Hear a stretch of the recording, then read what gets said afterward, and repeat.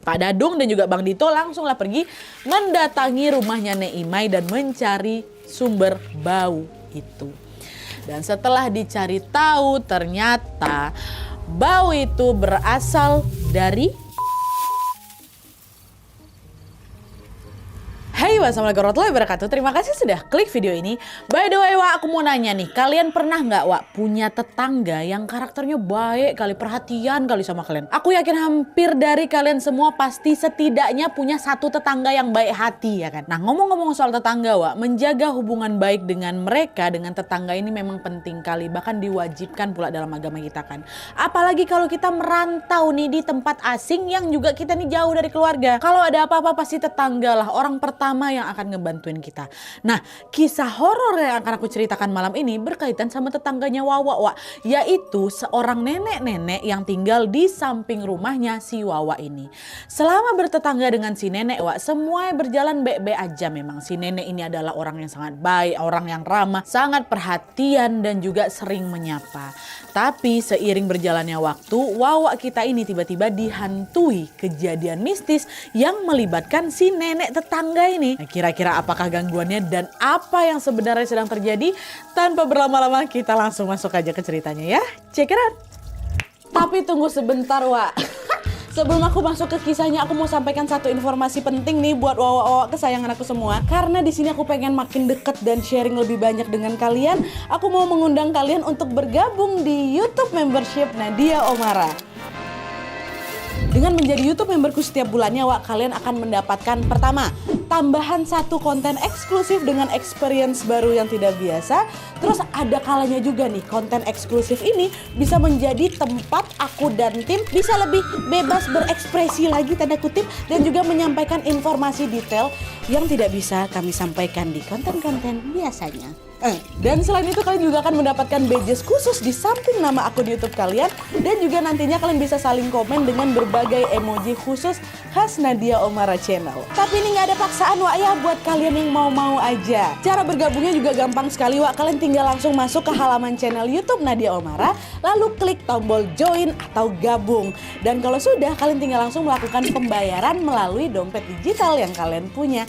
Udah selesai. Selamat bergabung dan selamat menikmati konten eksklusif dari kami di YouTube membership Nadia Omara. Kita tunggu kalian di room members only ya.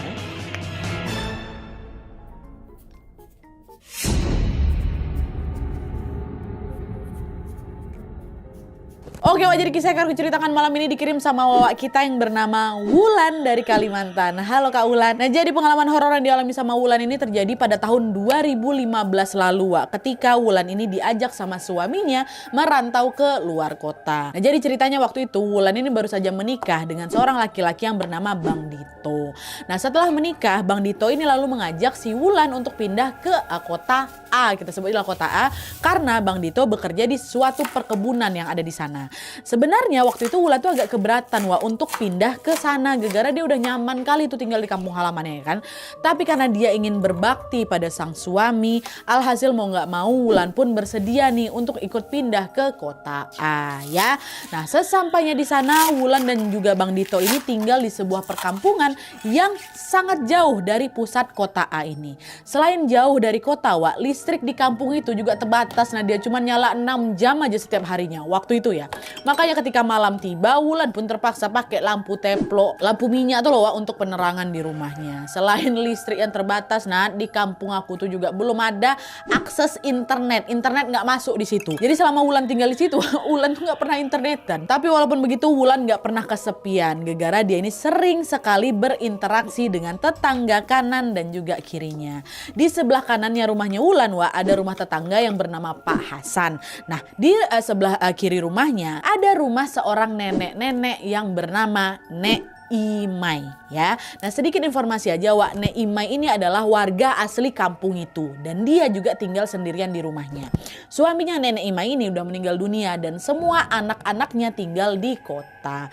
Sebenarnya Nek Imai ini pernah diajak sama anak-anaknya untuk tinggal di kota itu, Wak, bareng sama mereka. Tapi waktu itu Nek Imai itu nolak gara-gara dia ingin menikmati masa tuanya tinggal di kampung gitu biar lebih tenang. Dan meskipun tinggal berjauhan, anak-anaknya Nek Imai ini biasanya sering tuh, Wak, mengunjungi sang ibu setiap setiap beberapa bulan sekali lah gitu. Begitu juga sebaliknya, Neima ini juga sering mengunjungi anak-anaknya yang ada di kota. Jadi gantian-gantian kayak gitu lah Wak. Kadang Neima yang pergi ke kota, kadang juga anaknya yang balik ke kampung gitu ya. Itulah tadi sekilas tentang Neimai atau kisah yang akan kita ceritakan di hari ini. Oke, bentar aku minum obat dulu ya.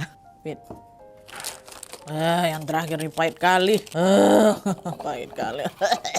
Oke, kita balik lagi ke cerita tadi, Wak. Nah, karena sudah akrab dengan tetangga-tetangganya, Wak, Wulan pun selalulah bertegur sapa dengan Neimai, dengan Pak Hasan, dan juga tetangga-tetangga yang lain.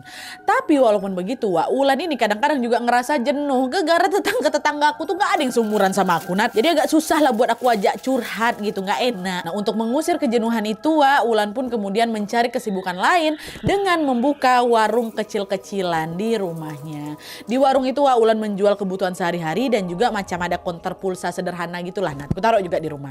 Nah, setelah membuka warung, Wak, Wulan jadi lebih produktif lagi nih dan sudah tidak pernah lagi merasa jenuh seperti dulu.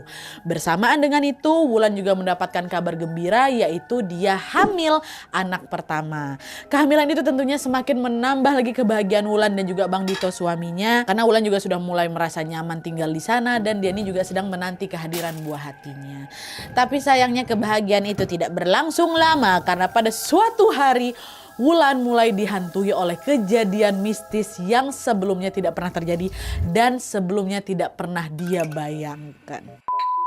Jadi ceritanya pada suatu sore, Wak, Wulan ini lagi ngangkat jemuran di belakang rumahnya. Nah, pas lagi ngangkat jemuran itu, Wulan nengok Neimai tetangganya lagi turun, Wak, dari tangga rumahnya, tapi terburu-buru. Nah, by the way, Wak, rumahnya Neimai dan juga beberapa rumah warga di sana itu masih rumah panggung ya. Nah, Wulan nengok Neimai turun dari tangga itu kelihatan keburu-buru. Nah, ngeliat Neimai yang lagi tergesa-gesa ini, Wulan nanya, Nek, mau kemana, Nek? Tapi waktu itu Neimai itu nggak nyaut pertanyaan Wulan, Wak. Dia terus itu berjalan menuju ke jalan utama. Ninggalin siapa ini? Ninggalin pertanyaan si Wulan ini kan.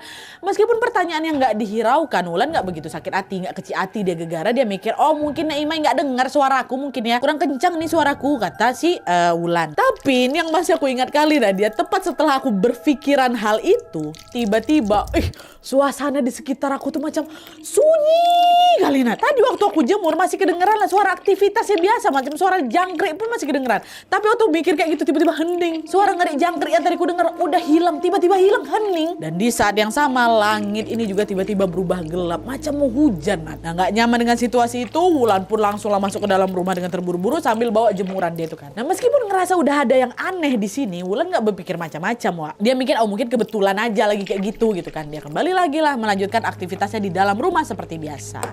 Malam itu berjalan dengan normal, Wak, tanpa ada kejanggalan apapun lagi, ya. Nah, terus hari pun berganti sampai tibalah momen di mana Wulan baru sadar kalau beberapa hari belakangan Neimai ini kok jarang kelihatan ya. Padahal setiap pagi, Wak, atau juga setiap sore Neimai ini selalu nyapu daun-daun yang jatuh di halaman rumah itu, Wak, selalu, karena kalau nggak disapu pasti kotor. Ini nggak kelihatan nih beberapa hari. Nah, karena khawatir, akhirnya sore itu di hari ini ya si Wulan ini berinisiatif lah buat mendatangi rumahnya Neimai buat ngecek keadaannya Neimai. Nyampe di rumahnya si Neimai, rumah Neimai sepi, Wak, pintunya ketutup. Wulan ketok kan, Nenek, Assalamualaikum Neimai gitu. Diketok-ketok nggak ada yang bukain. Cuma di situ aku belum mikir yang aneh-aneh. Nah, aku pikir, oh mungkin Neimai memang lagi nggak ada di rumah. Mungkin dia lagi keluar kota nih ke rumah anaknya. Kan mereka juga jarang ketemu. Dan setelah berpikiran kayak gitu, Wulan balik lagi lah ini ke rumah tanpa mengkhawatirkan Neimai lagi. Pokoknya pikiran aku waktu itu Neimai lagi ke tempat anaknya. Terus selang beberapa hari kemudian pada suatu sore lagi, Wak, Wulan tiba-tiba dengar ada suara orang lagi nyapu di luar rumahnya. Nyapu pakai sapu lidi, sret gitu. Setelah didengarkan baik-baik, suara itu berasal dari rumahnya Neimai, Wak. Di situ Wulan jadi mikir lagi, oh dia lagi nyapu nih Neimai nih. Udah balik nih dari kota nih, kata Wulan. Nah, karena penasaran, Wulan nggak keluar, Wak. Dia ngintip tuh dari jendela untuk melihat siapa nih yang lagi nyapu kan. Dan setelah diintip, memang betul kelihatan, Wak, Neimai lagi nyapu halaman dengan posisi membelakangi Wulan kan. Meskipun wajahnya nggak kelihatan waktu itu Nadia, tapi aku yakin kali kalau orang itu adalah Neimai berdasarkan ciri-ciri fisik dan juga kebiasaannya, Wak. Karena setiap kali Neimai itu nyapu, Neimai ini pasti selalu naruh tangan kirinya di punggung, terus tangan kanannya nyapu. Ya, tangan kirinya di punggung, kebayang ya selalu. Nah, kayak gitulah. Posisi yang ditengok sama si Wulan walaupun membelakangi kayak gitu. Ini pasti Nek Imai juga, dari fisiknya juga kelihatan Nek Imai kok, kebiasaannya juga sama gitu. Nah, setelah ngelihat kehadirannya Nek Imai di situ lagi nyapu, Wak, Wulan nih pengen kali keluar buat nyapa Nek Imai. Udah lama juga aku nggak ketemu kan dia. Tapi aku langsung ngurungkan niat aku gegara. Menurut keyakinan masyarakat sekitar, Wak, wanita hamil seperti Wulan dilarang keluar rumah ketika maghrib. Itu sore itu udah maghrib, Wak. Wulan nggak jadi keluar, adalah aku tengoknya dari sini gitu kan. Tapi meskipun nggak bisa keluar, Wak, Wulan tuh tetap niat nih mau ketemu sama si Nek Imai, tapi besok pagi. Ya udahlah, besok aja lah aku ketemu sama Nek Imai. Nek Imai kan udah balik, kangen pula aku sama nenek tuh gitu. Udahlah, malam pun berganti, pagi hari pun tiba. Besoknya nih ya kan. Hari itu setelah Wulan beres-beres, Wak, Wulan mau pergi ke rumah Nek Imai. Nah, pergilah dia keluar, dia ketok lah pintu. Nyampe depan rumah itu sepi lagi rumah tuh. Ketok pintu, nek, nggak ada yang ngejawab, nggak ada yang keluar. Aku cek mana nenek nih, kok kosong lagi rumahnya. Baru pagi nih, ha. Dan sesuai kebiasaan Nenek Imai, Wak, Wulan tuh hafal betul kalau setiap pagi Nek Imai itu jarang pergi kemana-mana. Dia pasti di rumah. Ya macam mana lah ibu-ibu di pagi hari aktivitasnya, Wak, apalagi sendirian gitu kan. Nah, meskipun yang ngerasa janggal lagi di sini, Wulan masih berusaha positive thinking dan menganggap kalau Nek Imai mungkin kebetulan lagi keluar nih gara-gara ada urusan gitu kan. Nah, karena nggak berhasil ketemu sama Nek Imai, Wulan baliklah itu ke rumah tanpa berpikir macam-macam, Wak. Terus di sore harinya menjelang maghrib, ini masih hari yang sama ya, Wulan kembali lagi mendengar suara Nek Imai nyapu halaman. Tapi lagi-lagi gegara pantangan keluar pada saat maghrib ini, Wulan ya udah cuma diam aja, dia tengok, dia nggak nyapa juga Nek Imai. Tapi yang ku tengok sama juga posisi kayak kemarin, dia lagi nyapu, tangan di belakang gitu kan, walaupun mukanya nggak kelihatan. Tapi suara diam-diam segitu lah, aku masih denger lagi tuh. Dan hal ini berlangsung selama beberapa hari, Wak, di mana setiap sore aku tuh selalu dengar Nek Imai nyapu. Nah, dia sama macam kemarin itu. Tapi setiap besok aku mau ke tempatnya Nek Imai, Wak, selalu nggak ada orang di rumah. Selalu kayak gitu, dan itu gitu terus ya. Waktu pun berganti lagi sampai akhirnya pada suatu hari setelah subuh, pagi-pagi betul nih, Wak, ya. Wulan yang kala itu mau memulai aktivitas paginya, tiba-tiba nengok lagi Nek Imai, Wak. Pagi-pagi kan biasanya Nek Imai nggak ada kan. Nah, di hari itu dia nengok Nek Imai pagi-pagi. Waktu itu yang Wulan lihat, Wak, Nek Imai ini lagi ngasih makan ayam-ayam peliharaannya di halaman belakang rumah. Dan setelah dia memberikan makanan ayam, Wak, Nek Imai ini langsung berjalan menjauhi rumahnya. Tapi buru-buru dia, Nek Imai, nenek mau kemana kok tumben pergi subuh-subuh kayak gini? Tapi belum sempat pertanyaan itu terucap, Wak, Nek Imai udah terlanjur, udah macam buru-buru gitu loh, berjalan makin jauh dari rumahnya. Sama kayak yang pertama kali tadi tuh loh, Wak, yang dia turun tangga menjauh. Ini kayak gitu juga, ada kasih makan, dia langsung menjauh. Nek Imai nggak pernah kayak gitu, Wak. Ini Nek Imai ini kayak lagi sibuk kali minggu ini, buru-buru terus ku tengok. Nanti lah kalau misalnya dia balik, ku tanya langsung lah, ngapa lagi sibuk apa nenek nih gitu, pikirnya si Wulan. Nah, setelah ditunggu, Wak, Wulan pun belum juga lagi ketemu sama Nenek Imai hari itu tuh, nggak balik-balik Nek Imai. Dan di sore harinya, masih di hari yang sama, Wulan heran, Wak. Sore itu yang biasa setiap hari itu selalu Nek Imai nyapu daun, Wak. Di sore itu Nek Imai nggak nyapu halamannya seperti biasa, nggak, di hari itu aja tuh. Dan hal itu terjadi selama kurang lebih 3 hari ke depan. Biasanya walaupun aku nggak sempat bertegur sapa sama Nek Imai, Wak, tapi aku tahu Nek Imai baik-baik saja karena sore harinya selalu kelihatan dan kedengar sama aku Nek Imai lagi nyapu halaman. Ini 3 hari nggak ada nih, khawatir lah siapa Wulan kali ini ya kan. Wulan takut nenek ini kenapa-napa, Wak. Tapi di sini Wulan masih berusaha positif thinking. Enggak kok, pasti Nek Imai ini baik-baik aja. Orang kemarin juga aku tengok sehat-sehat aja kok, masih kuat, dia berjalan cepat kemarin ninggalin aku. Memang mungkin Nek Imai lagi sibuk sama aktivitas barunya nih, mungkin dia berkebun, atau mungkin dia juga ke sawah, makanya aku jarang ngeliat dia, kata Wulan kayak gitu kan. Tapi, Wak, di sini tanpa Wulan ketahui, pemikiran itu ternyata keliru. Ketidakmunculan Nek Imai beberapa hari belakangan itu adalah pertanda bahwa memang ada sesuatu yang tidak beres sedang terjadi. Nah, jadi, Wak, pada suatu pagi, tetangganya Wulan yang lain yang bernama Pak Dadung dan juga Bu Mila istrinya dihebohkan dengan bau busuk dari luar rumah mereka. Bau busuk apa nih, nyengat kali, kata mereka kan. Heboh lah mereka berdua nih, Wak. Nah, dengar keributan itu, Wulan sama Bang Dito suaminya keluar rumah lah, langsung ngampirin si Pak Dadung sama Bu Mila. Pak Dito, Bapak nyium gak sini bau busuk kali nih? Udah beberapa hari ini saya nyium bau busuk. Makin kesini kok baunya makin nyengat. Hah? Bau busuk? Enggak, Pak, saya nggak nyium apa-apa. Kamu nyium yang? Enggak, kata Wulan kan. Enggak, saya juga nggak nyium apa-apa. Dari mana baunya, Pak? Kata Bang Dito. Di situ memang kami nggak ada nyium sama sekali, Nat. Nah, nggak lama Pak Dadung ini nanya lagi. Masa sih, Pak? Saya sama istri saya udah ganggu kali sama baunya nih. Kayak baunya dari belakang rumahnya Imai lah, Pak. Bantuin saya yuk cari asal bau. Udah nggak nyaman kali kami kalau kayak gini terus. Kata siapa? Di belakang rumahnya Imai. Oh iya, Pak, boleh, ayo. Kata si Bang Dito. Dah, Pak Dadung dan juga Bang Dito langsung lah pergi mendatangi rumahnya Nek Imai dan mencari sumber bau itu. Dan setelah dicari tahu, ternyata bau itu berasal dari ayam-ayam Neimai yang udah mati membusuk. Bau ayam mati rupanya, bukan bau Neimai, bau ayam mati. Ya kan? Nah, lalu supaya bau itu nggak mengganggu kenyamanan, mereka berdua pun segera langsung menguburkan bangkai-bangkai ke dalam hutan. Mereka waktu itu memang nggak izin sama Neimai. Kenapa? Gara-gara rumah Neimai ketutup rapat, diketok-ketok nggak ada orang. Tapi ayamnya memang mati. Nah, setelah menguburkan bangkai ayam, Bang Dito, Pak Dadung, Bu Mila dan juga Ulan ngobrol-ngobrol lah itu di depan rumahnya Ulan, Wak. Nah, di tengah obrolan itu Bu Mila, istri Pak Dadung tuh bilang, mungkin ayam-ayamnya Neimai ini mati gara-gara nggak ada yang ngasih makan nih. Udah beberapa minggu kami jarang nengok Neimai, kata Bu Mila. Nah, dengar itu Ulan kaget. Hah? Beberapa minggu?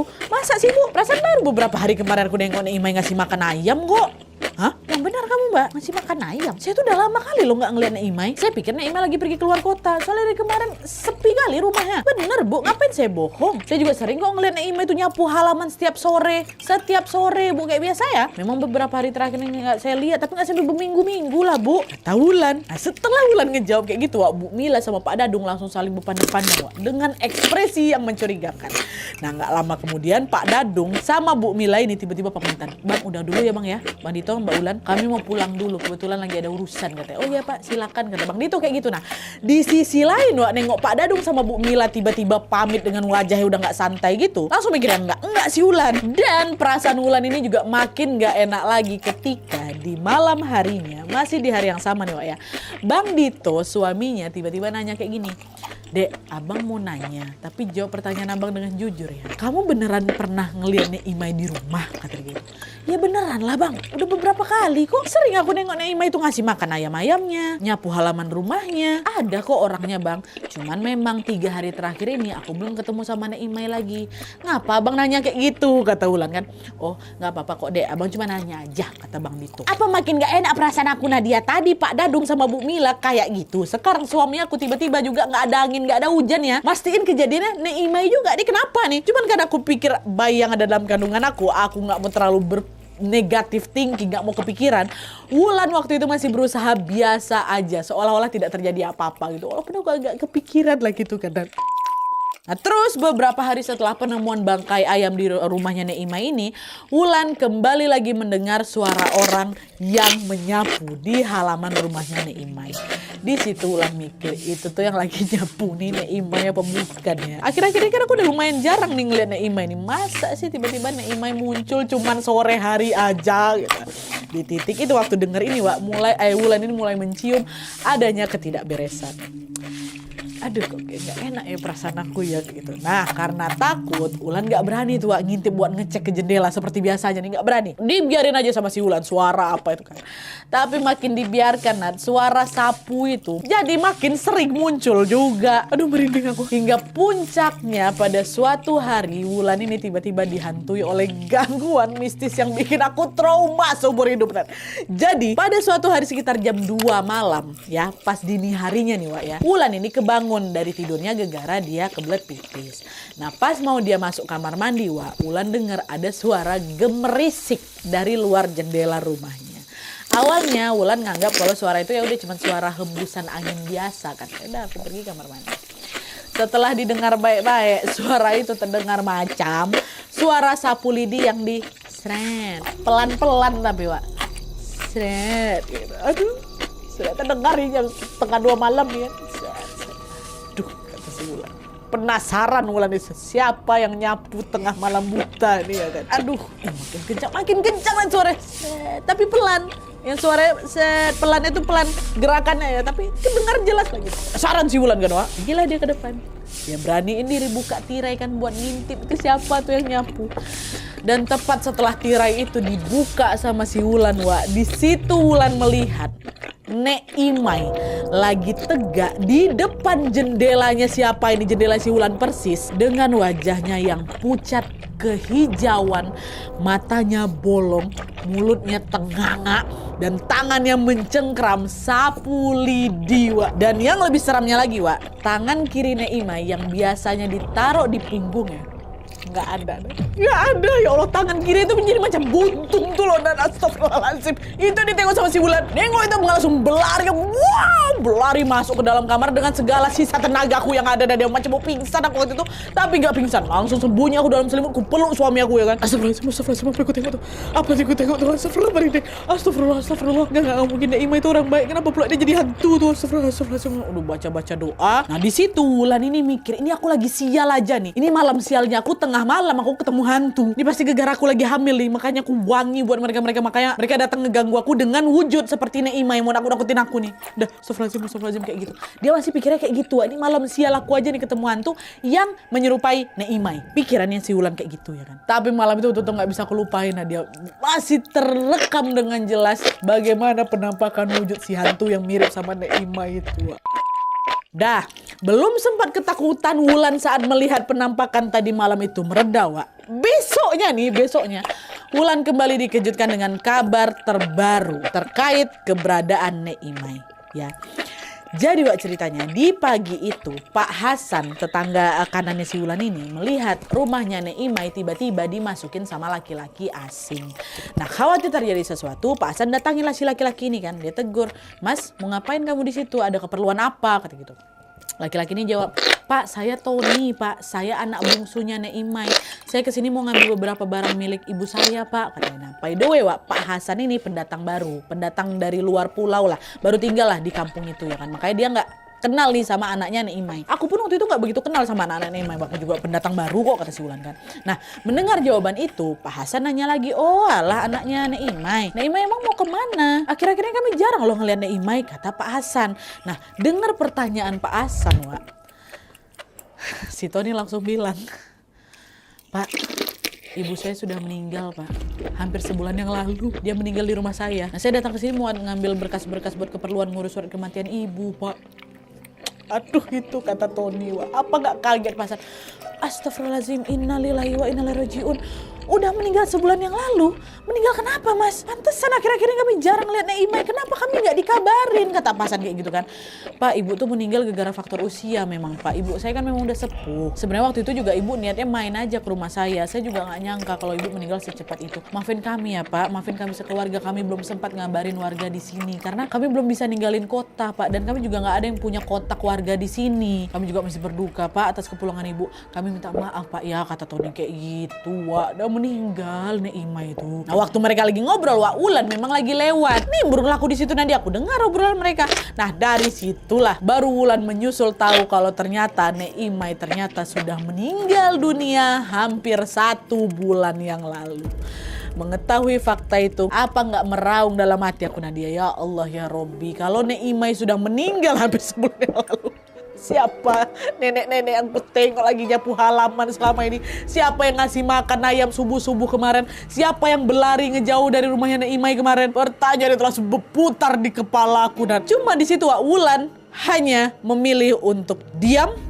Dia balik badan, berjalan menjauh dari Pak Hasan sama siapa ini, sama Tony, berjalan menjauh untuk menenangkan diri di rumah aja.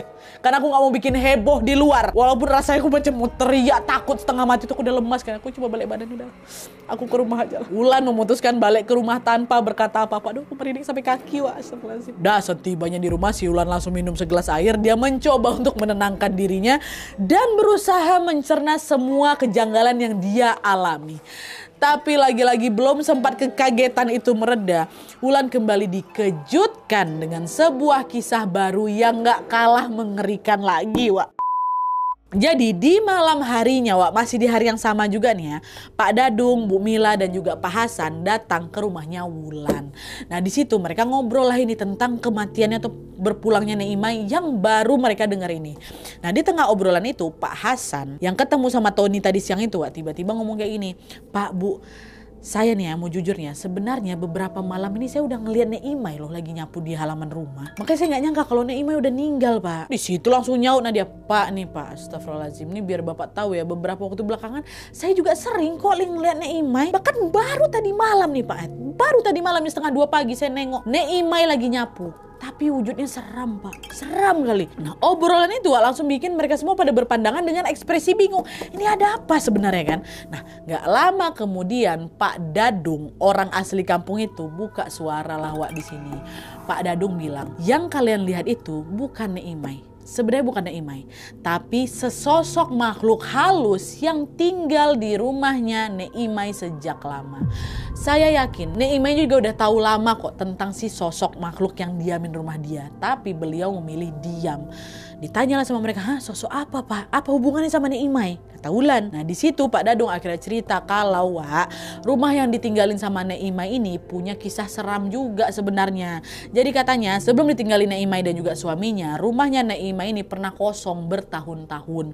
Konon katanya pemilik rumahnya itu meninggal gara-gara serangan angin duduk tuh loh Wak. Nah setelah si pemiliknya ini meninggal dunia, beberapa warga masih sering melihat si pemilik rumah ini, pemilik rumah lama ini suka duduk di depan rumah gitu sambil ngerokok sebagaimana kebiasaan dia semasa hidup. Dan selain itu Pak Dadung juga bilang kalau besar kemungkinan rumahnya Nek Imai ini dihuni oleh sesosok makhluk yang suka mengubah wujudnya menyerupai pemilik rumah itu Wak. Hal itu juga yang terjadi sama Nek Imai ya kan, dimana si sosok ini juga ikut nyerupai Nek Imai yang seringnya punya halaman tuh sebagaimana kebiasaan Nek Imai dulu. Jadi sosok tuh memang sengaja gitu loh. Pemiliknya yang lama udah meninggal dia suka nyerupain juga. Nek Imai yang juga sudah meninggal suka juga diserupai sama si sosok ini dengan kebiasaan-kebiasaan selama masa mereka hidup Wak. Gitu. Jadi memang udah angker aja rumah tuh sebelumnya. Itu yang dikasih tahu sama Pak Dadung. Dan nih ini bagian paling serem juga nih. Sampai akhirnya semua warga di kampung itu sudah tahu kalau Nek Imai ini sudah meninggal dunia Wak.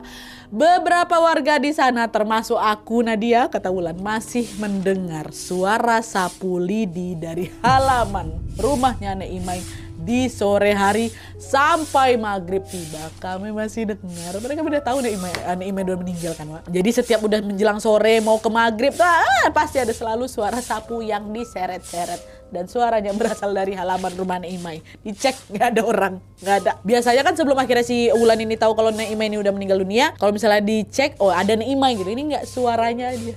Suaranya aja, orangnya nggak ada, ditengok kosong, suaranya masih ada. Aduh, merinding. Tapi ada juga beberapa warga yang masih ngelihat sosoknya Nek Imai nyapu halaman. Cuman kalau Wulan nggak nengok, Wulan yang dia dengar cuma suaranya aja, wujudnya nggak. Astagfirullah. Keanehan itu terus berlanjut Wak, sampai tibalah masa di mana Wulan memilih dah mau balik ke kota asal aku aja lah dia untuk melahirkan. Nggak sanggup aku di sini.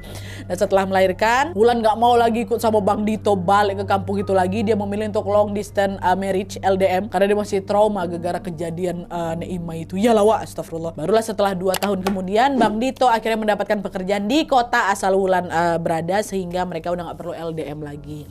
Meskipun sudah berkumpul dengan suaminya, tidak lagi tinggal di rumah itu Wak, pengalaman horor tentang Nek Imai, tetangganya yang baik ini, terus membekas di ingatannya Wulan bahkan sampai hari ini. Ya wajar lah Wak, kalau kita jadi Wulan apa gak teringat terus sama kejadian itu ya kan. Ya Allah, serem banget.